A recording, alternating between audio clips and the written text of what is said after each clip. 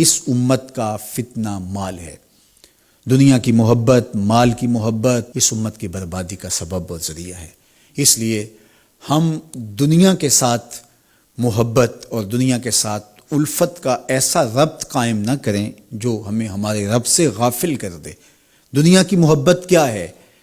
دنیا کی محبت خدا سے غافل ہونا ہے۔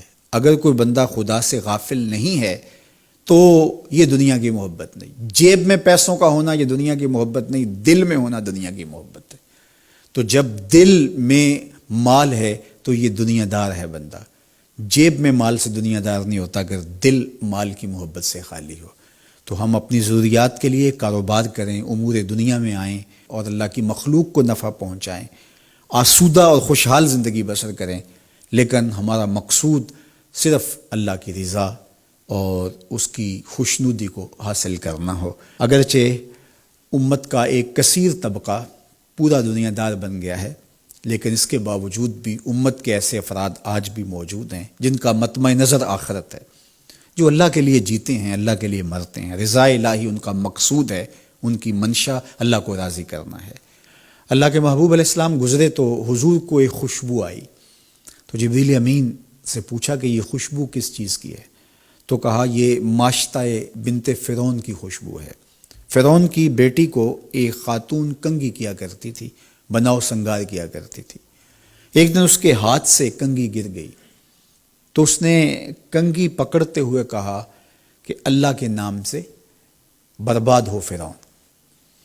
تو اس نے کہا کہ کیا میرے باپ کے علاوہ بھی کوئی معبود ہے؟ اس نے کہا کہ معبود برحق تو وہ ہے اور وہی سچا معبود ہے۔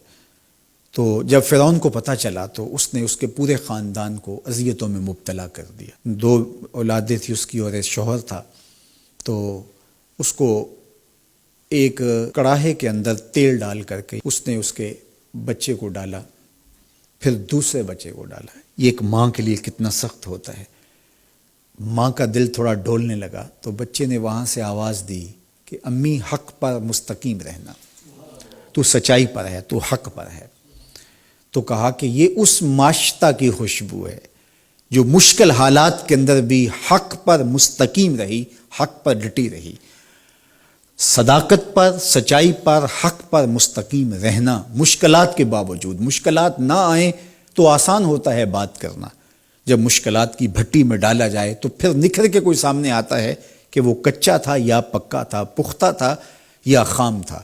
تو اللہ نے اس کی آزمائش کی تو وہ اتنی پختہ نکلی، اور اس کے بچوں سے اللہ نے اس کی مدد بھی فرمائی، اور اس کو آگ میں ڈال دیا گیا، اس کی ہڈیاں اور اس کا گوشت الگ الگ ہو گیا، لیکن اس کے باوجود اس نے اللہ کا مبارک نام نہیں چھوڑا۔ میرے حضور معراج پہ اس کی خوشبوئیں سونگھ رہے ہیں۔ تو جو صداقت کی راہوں کے مسافر ہوتے ہیں ان کی خوشبوئیں کبھی ماند نہیں پڑتی، اور ان کی مہک صدیوں گزرنے کے بعد بھی آتی ہے۔ اس لیے ہمارے آقا و مولا نے ہمیں یہ بات بتا کر کے ہمیں حق پر قائم رہنے کی تلقین فرمائی ہے اور سچائی پر قائم رہنے کا سبق دیا ہے۔ راستے سے گزرتے ہوئے ایک لکڑی کو دیکھا کہ ہر گزرنے والے کا لباس اس سے الجھتا ہے، تو حضور نے جبریل امین سے پوچھا کہ یہ کیا ماجرا ہے؟ تو کہا کہ حضور یہ ان کی مثال ہے جو بازاروں، چوراہوں، چوکوں اور گلیوں میں بیٹھ کر کے کچہریاں لگاتے تھے اور آنے جانے والوں کو تنگ کیا کرتے تھے، ان کے لیے اذیت کا سامنا کرتے تھے۔ تو آج ان کو اس صورت کے اندر دکھایا جا رہا ہے۔ مخلوق خدا کے لیے راستے کو کشادہ کیجئے، راستوں کو روک کر کے نہ بیٹھیے، اپنی گاڑی کھڑی کر کے خام خواہ لوگوں کے لیے اذیت کا سامنا نہ کیجئے۔